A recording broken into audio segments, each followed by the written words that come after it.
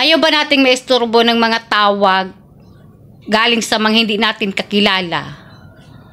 Ngayon po, tuturuan po ko po kayo kung paano po mag-block ng mga calls, mga incoming calls, para po hindi tayo maistorbo ng mga taong hindi natin kakilala.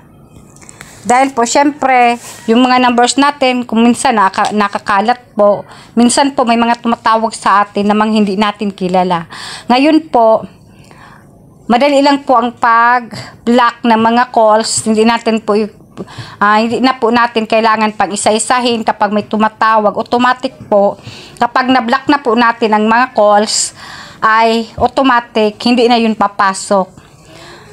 Punta po tayo sa ating, dito po sa icon ng my phone.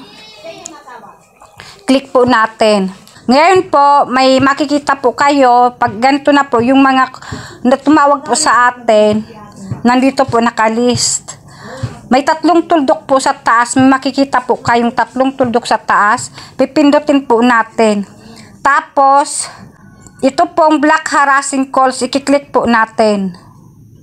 Dapat po naka-blue po siya lahat. Block all unfamiliar incoming calls. Dapat po naka-blue siya.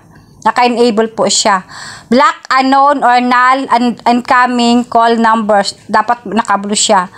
Do not restrict repeated calls.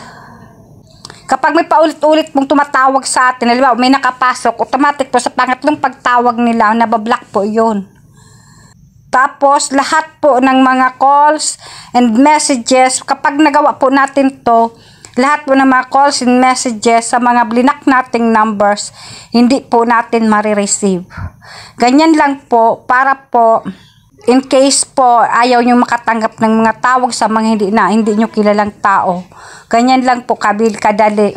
Lalo sa mga makukulit na tumatawag, para po hindi tayo makulitan sa kanila. Ganyan lang po kadali. Sana po may natutunan kayo, and pa-subscribe po ng aking channel para palaging updated sa mga bagong post na video. Thank you. Salamat. Bye-bye.